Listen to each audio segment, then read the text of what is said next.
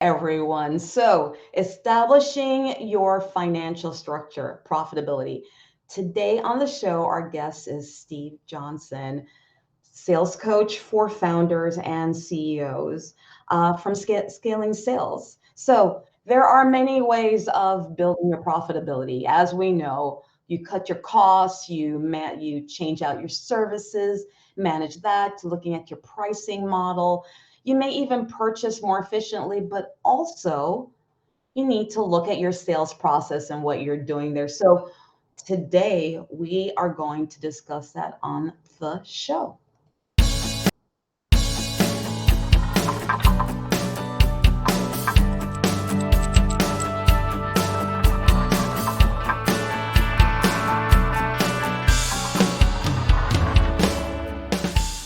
Good morning, everyone. So, another episode. I'm super excited about this. This is Stephen Johnson. So, Steve Johnson, good morning, sir. Hi, I always Paula. want to call you by your God-given name that your mama gave you, Stephen. Good morning. Good Steve's morning. actually a third time guest on the show. Um, Yeah, Listen, I love your topic so much, and you know this. Good morning, sir. thank How's you. it going? It's going really well. It's great to be here today. Thank you for having me again.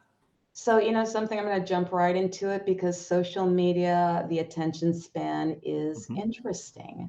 Um, so, my big question that I wanted to lead right into is how did you choose sales and sales training as a business structure for yourself? How did you get here? All right. Well, I was always inclined towards sales and entrepreneurship, even as a little kid. So I was the kid picking berries and mint out of the backyard and trying to sell it in the front yard when I was in second grade. And um, had a few businesses myself, and then wound up working for a software company, See to It Software, for a great CEO, Rob D'Ambrosia. And he hired me as a project person for him in the early days. And my final project at the company before we sold was to grow a repeatable sales process and sales team. That was the most fun I had in my career. And so that wrapped up in 2018.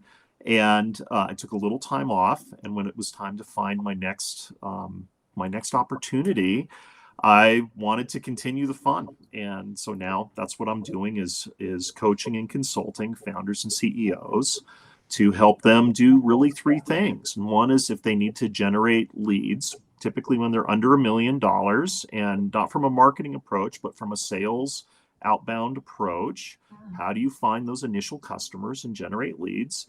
And then once they hit about $1 million in revenue, they have to start figuring out, how do we sell into more complex deals and situations? Maybe they want to hire a salesperson or two. And then finally, they graduate to wanting to hand that off to another sales leader and making it scale. And so those are the three problems that I help them solve.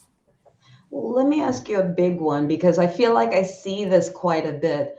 Mhm. Why is sales so scary to business owners? I mean, people will avoid it like the plague, Steve. Right, right.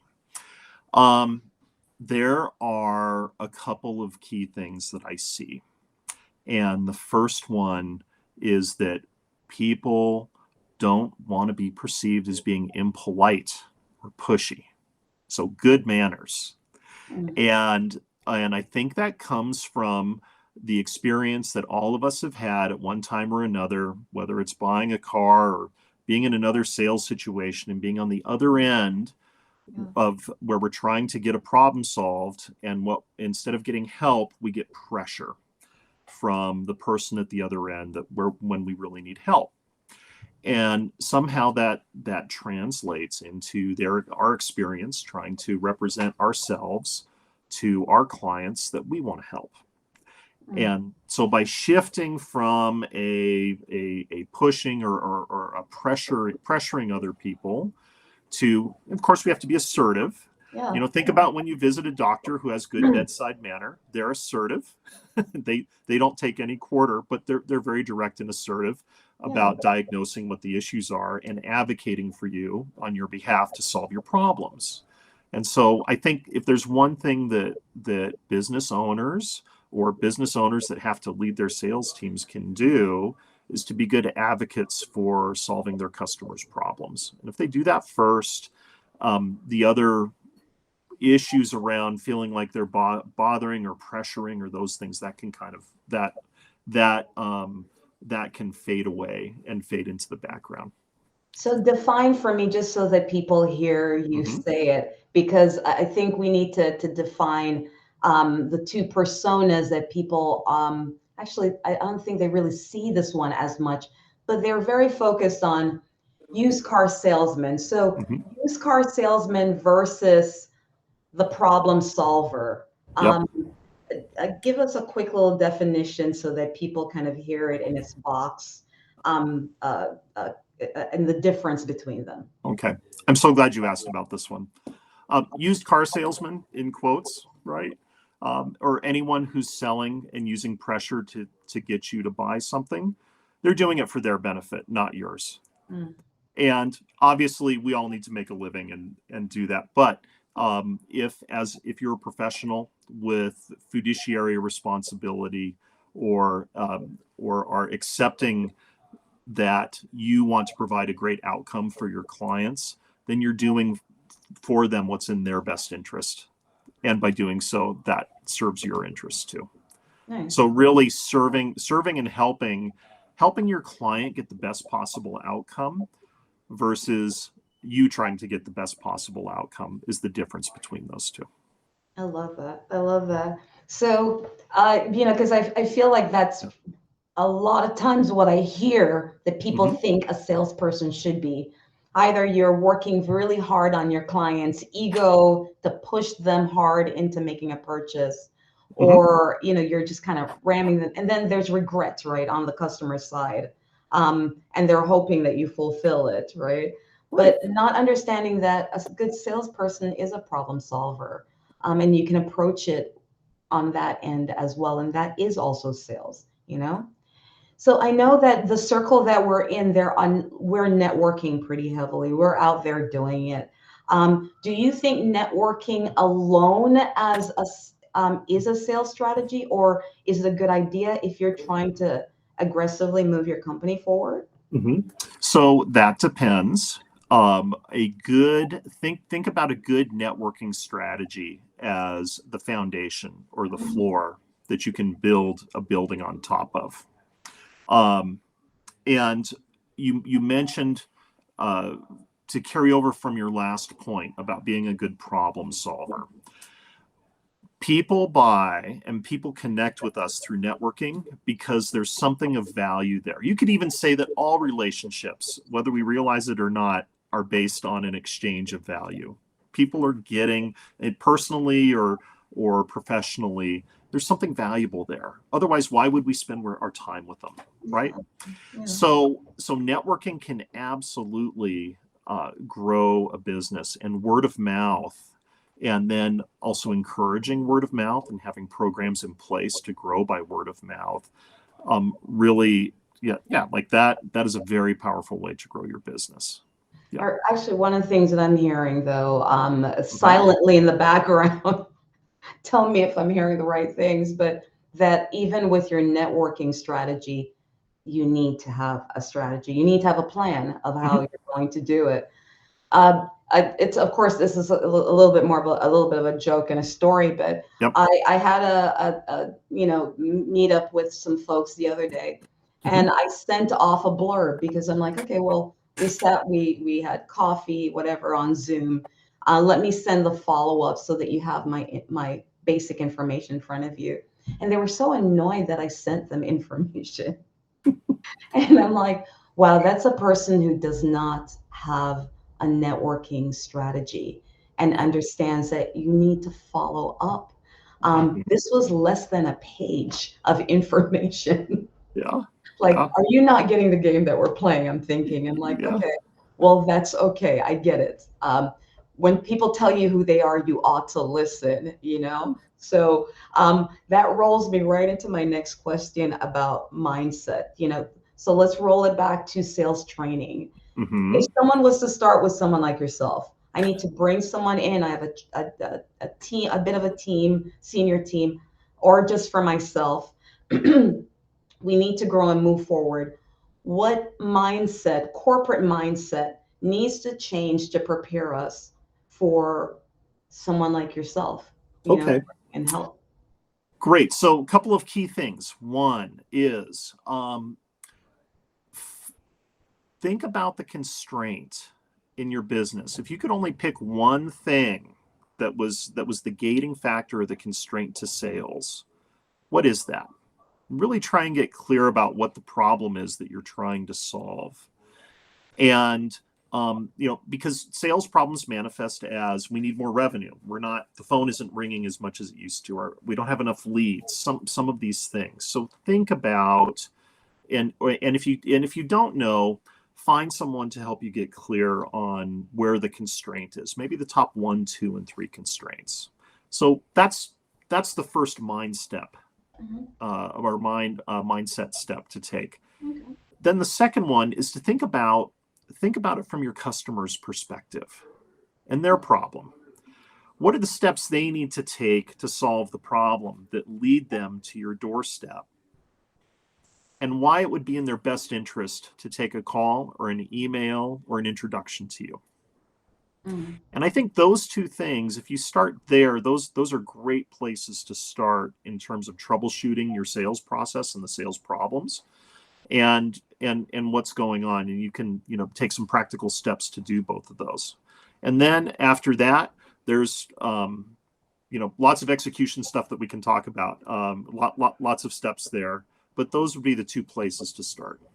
So if you're someone like yourself is coming in, Mm-hmm. is the focus on the senior team, the founder, or what's your thoughts on including the company? Or just not just people who are touching the clients, but everyone else. Okay, great. So in terms of, so just to make sure that I understand the question, so the idea is, hey, our organization lives and dies by sales. And how do we ensure, maybe what the question is, how do we ensure that everyone is on board Yeah. to bring sales through? Okay. Yeah. To bring sales into the bottom line. Well, there's every business that's successful that I've worked with focuses on two things, really only two things, Paula. It's finding and keeping referenceable customers. Oh, wow. Referenceable being the key word. All right. So everyone is involved in the sales process, because if customers don't have a good experience, they're working against us, not for us, when it comes to finding and keeping new customers. So yes, it's great to involve everyone. From the finding part, whoever's involved in the outreach and managing, helping our customers make a decision to select us as their vendor to solve their problem, they'll have one set of there's one group of that's a set of questions that need to be answered there and issues that need to be unpacked. But then also keep it in basically sales. Then they sell by making a promise for solving a problem. So we have to make sure that that's taken care of. And then yes, the other half of delivering the promise, making sure that we give what we said we were going to give, and even more so, going beyond that, is involved on the customer delivery side. So in the broadest sense, everyone's involved. From a practical side, what does that mean? Well, again, we go back to the constraint. Are we having a hard time keeping our customers? Are we having was there bigger impacts on our business by not keeping the existing customers or by not bringing in new ones? And what do we have in terms of resources, and where do we want to spend our time, energy, and effort that's going to have the biggest impact? And then from prioritizing from there leads to which part of the equation you want to work on and what specifically we should start doing. So prioritization at that point. Can I tell you how much I loved that you said one of the things that a company should be looking at as they're vetting a client is referenceable clients. Because some people are just combative, Steve, as we know. Um, Mm-hmm. they're showing up for a fight even when there is no fight going Yep. on. They're fighting themselves sometimes. Um, and you just want to stay away from that because it's just going to be, I mean, well, some people love a challenge. I like peace and quiet myself. Yeah. But tell me some of the fundamentals that, because I feel like that's something I'm hearing Paula, I'm during sorry, this. but before we move on, Yeah, though, yeah, one last point on those customers that can be yeah. difficult. Think about customers that aren't a best fit for your organization, like a tax. Okay, you're getting, your organization is getting taxed when you bring them in because they're taking resources away from your delivering the service, right? They're taking resources away that could be spent on customers that are easier to make happy, that are a better fit. Well, So they're uh, not as profitable, and they're taking your attention away from your very best customers. let Yeah. me tell you something, Steve. I'm going to be stealing some things from you from our talk today. And if we're at a networking meeting and you hear me working it in, like I need you to just support me. Okay. You If I know that I'm see there help for you. and Steve said Thank you. it. But one of the things, and I think we talked about this as we were preparing, Uh-huh. that with all the changes that are going on right now, one of the things I see quite often, it folks got a little, dare I say, lazy. Don't get upset at me, LinkedIn. I'm just going to say it. The great economy, we were just getting a little flabby and just kind of because things were just coming at us, and we've had to change our perspective Mm-hmm. on and well, some people do not want to change your perspective. So we've been order taking for a long time, just standing at the counter, and people have just been showing up. But what happens when they're not showing up? And we got to go out with a sphere and go hunt for something. Can you just share like maybe three things or something? These are the fundamentals. Like you haven't been doing it, you need to start today. This is Mm-hmm. what you need to do to get started. Okay. Yeah, things have shifted Yeah, a out there little bit. for a lot of businesses, and some it's actually a few it's been positive, and for a lot, as we talked about before, earlier before the show, things have moved away from how people have normally gotten their business. So, how do you start? How do you find new business fundamentally? Um, Two things, right? What do people respond to? Well, and by when I say people, I also mean businesses, because it's people within the business that are making decisions for the business. Okay. Absolutely. What are they paying attention to? So that's number one, right? We have to figure out, okay, what kind of problems are my customers having?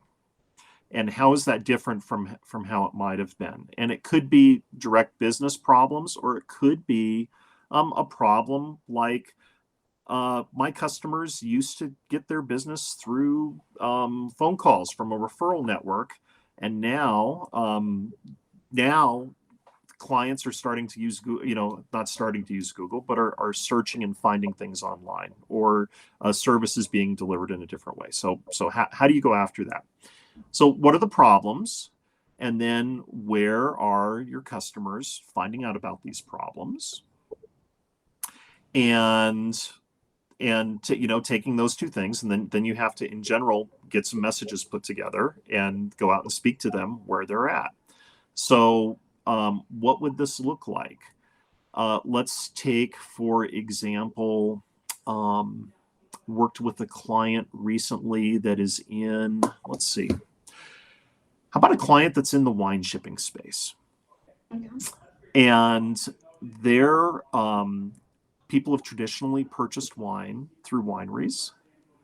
And now there's a move towards purchasing wine online through online merchants. And there are in wineries, especially smaller family owned and operated wineries, haven't adapted yet to this new reality. And So just identifying that things have changed and then making the, here instead of a direct relationship with the customer, now they have to look at bringing in a channel partner, somebody else. And so looking at that and just recognizing what's real there. That's one example. But it's very context dependent. So I think we've talked about it generally. Yeah. Paula, is there a business that you have in mind that we can speak directly to? I was thinking of a moving client that I was working with, and their situation was a little bit very personal to them because they lost their URL that they had for like 25 years. And that's where, they just kind of sat back and the phone rang.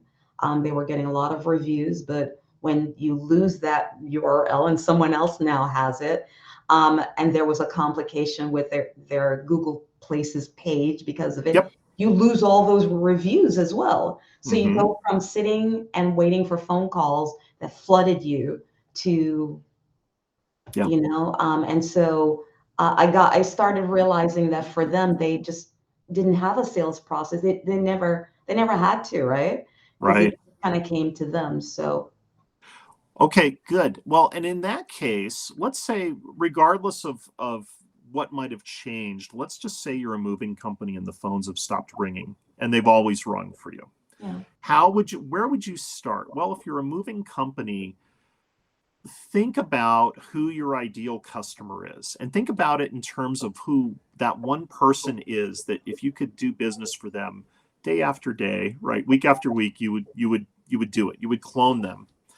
And from there, you could think about maybe this is a recently divorced mother in a neighborhood in San Francisco or in the city of San Francisco, for example, or a particular neighborhood in the Oakland or the East Bay or wherever wherever you are. Think about, because if there's one of them, there are probably enough in a large enough area to create a market for you. What are the problems that they're dealing with? Well, a household sadly has to move, has to reorganize. And where do those things go? Well, maybe instead of a house, two people are moving into two apartments. They're going to have some extra furniture. So maybe there's some storage involved, right? And there's some uncertainty and so you can start to think about those kinds of specific problems and how maybe you could create a package that would speak to someone without saying, hey, getting divorced, here's your moving package, but maybe downsizing. we have a downsizing package. We have an austerity package, right? Like there are ways that you could put together that messaging. Yeah. And then whether it's through direct mail or networking or even door hangers or other ways, getting out and getting that in front of people just to get them to get their attention to call you. And then once they call, having an empathetic conversation scripted to hear where they're at, understand what they see the problem as, help them identify how they can best make a decision for themselves. And we could walk through some examples of this and then be ready for the typical objections and questions that people might have to talk them through to help them make a decision. Yeah. I love that. So with all this learning, we brought Steve in, they're making some changes on their own. I feel like changes are like going to the gym for the first time.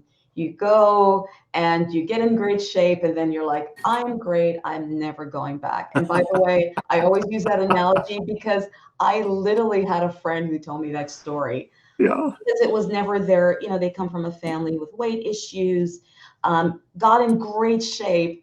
And then he goes, honestly, I got there and I just didn't know what's next. Yeah. What do I do next? It seems obvious to us on the outside, but if you're growing up in that paradigm, and so I realize that it's the same thing with many changes that people make. If we're making the changes, what do we do to reinforce all of this great learning for the business and keep us moving forward? Yeah. Well, the first thing is to answer the question for yourself. When is marketing done? Right? Never. Never. When is sales done? Never. Never. So just, embrace reality and deal with it, right? Like Yeah. come to peace with that, however you have to. It's just realize that it's like going to the gym, like putting gas in your car to keep it running, all these things. It You mean you have never to keep ends. putting gas in your car? Yeah. Occasionally need an oil change, new Fine. tires, et cetera, et cetera. Okay. So, how do you keep it going? Really, and we're joking about it, but yes, you have to embrace that it is a constant process. Just like the other things that you pay bills every month in your business, you find new clients every month, and you service clients every month. And so it just has to be looked at an iterative process that you're trying to evolve and improve month over month. And so that's the first thing. In terms of what you can do in a practical way to make sure that you're ever improving your sales and your marketing is to have a monthly and a weekly cadence or rhythm where you're looking at certain key indicators, and so that you can track and know how you're doing. And that it's a very simple thing to say. It's simple in concept, but it can be really hard to implement. So here are a few keys. Think about what are the key one or two numbers that tell you if you've done a good job or not. So that might be number of new clients, and it might be how many clients we lost this last month. If we want to look at our churn number, right? So how many new ones are we bringing in the front end, and how many are we keeping if you have that kind of a business? Okay. There could be other, You don't want to have more than three numbers. One or two is best, okay, for your business. So those tell you how you're doing, and then come up with one or two numbers that tell you how you're going to do in the future.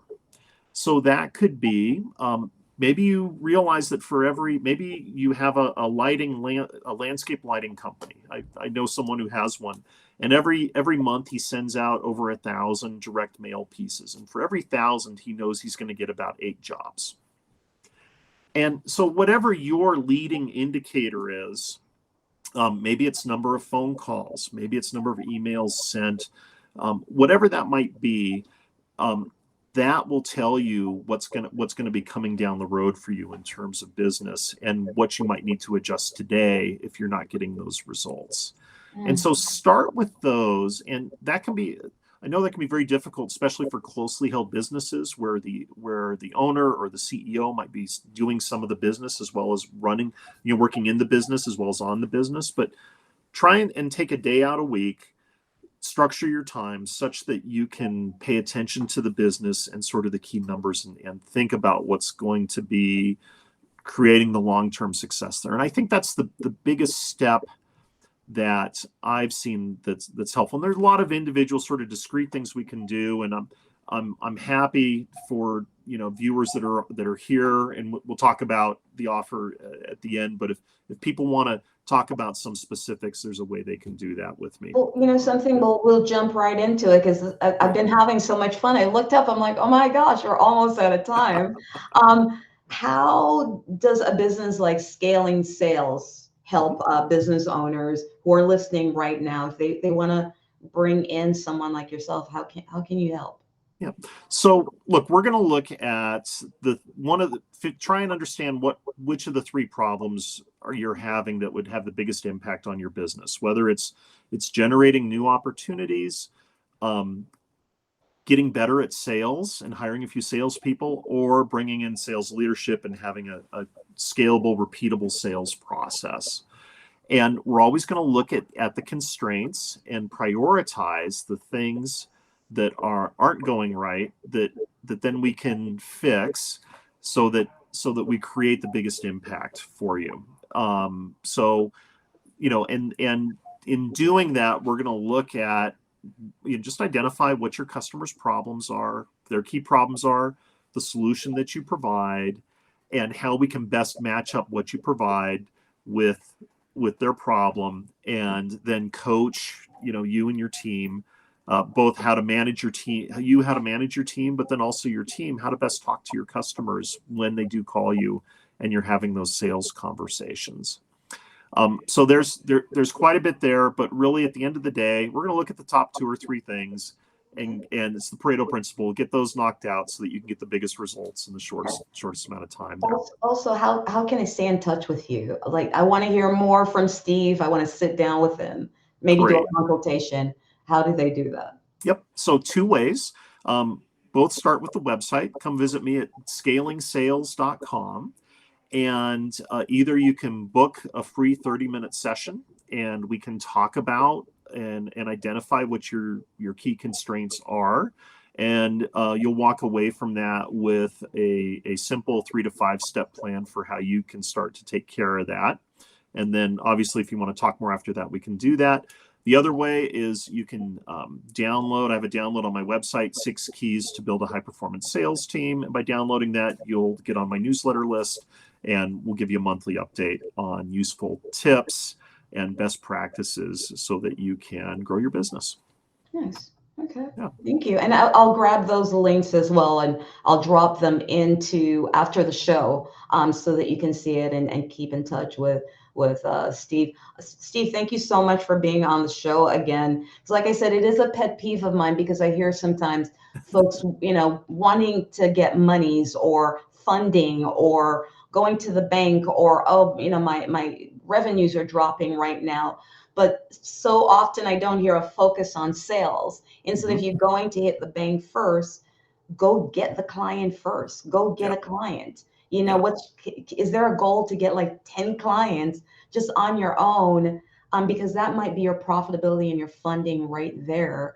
And so, I'm always excited to have you on the show to have this discussion, because it's just continues to be something that I notice my business owners anyway are a little bit uncomfortable by. So thanks you so much again, Steve, for being on the show. Again, reach out to Steve if you're ready for sales. If you're ready for marketing, please give me a buzz. I also offer a 30-minute free consultation. And again, my continued mission, as always, is to introduce you to what I call everyday experts like Mr. Steve, who will share and offer great expertise. I also offer marketing tips as well.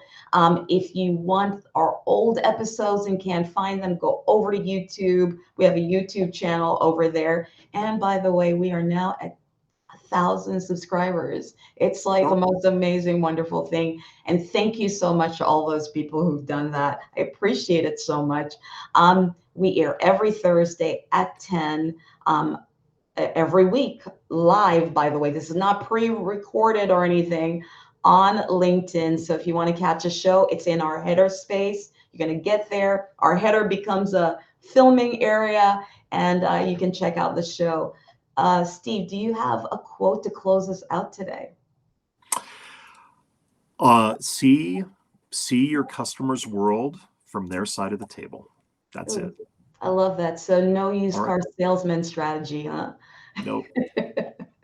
Being it for them, not for you. Yeah. I know, right? It's well, I think it's part of the practice, right? The more you go to the sales gym, the better you will get, right? So I mean, at the end of the day, we could come up with as many plans as possible, but eventually you're going to have to do it, and you're going to have to own the fact that first, second time, you may suck a little bit. Yeah.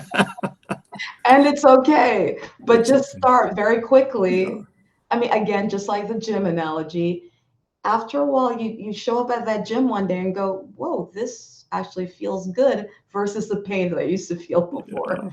Yeah. So anyway, guys, thank you so much, as always, for liking and sharing and watching and talking about and saying hi to me when you guys see me in public. I appreciate you so much. Yeah. And as always, please continue to have an amazing rest of the day.